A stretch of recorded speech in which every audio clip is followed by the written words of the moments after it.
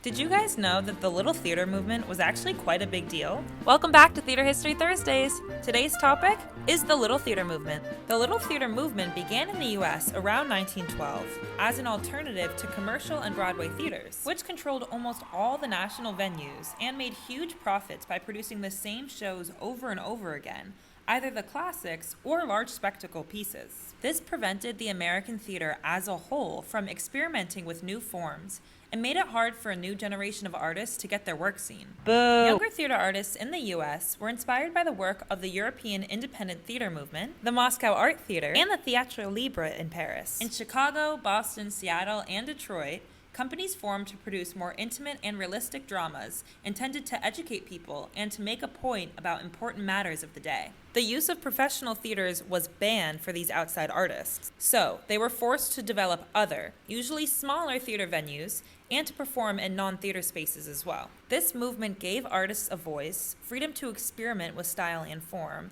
and stressed artistic quality over money-making. It also made theater more accessible to a wider range of audiences. The Provincetown Players Company was at the forefront of this movement, giving a start to writers that would become hugely influential in American theater, such as Eugene O'Neill and Susan Glaspell.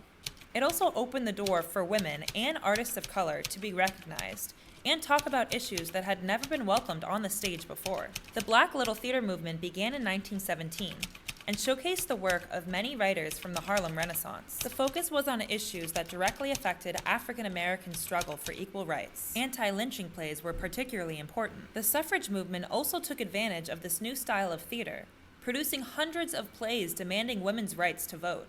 Ultimately, the Little Theater movement paved the way for small, independent theaters of all kinds to flourish across the country. As a small independent theater company ourselves, MPTC has always been committed to making a space for today's unheard voices and to recover the work of those who have gone before, while remaining free from the limitations of commercial art. Our On Her Shoulders reading series has featured the work of many writers from the Little Theater movement, including Mae Miller and Georgia Douglas Johnson, two influential African American playwrights. You can find them both in our On Her Shoulders database. That's all for this week's Theater History Thursdays. Stay tuned to learn more with New Perspectives Theater Company.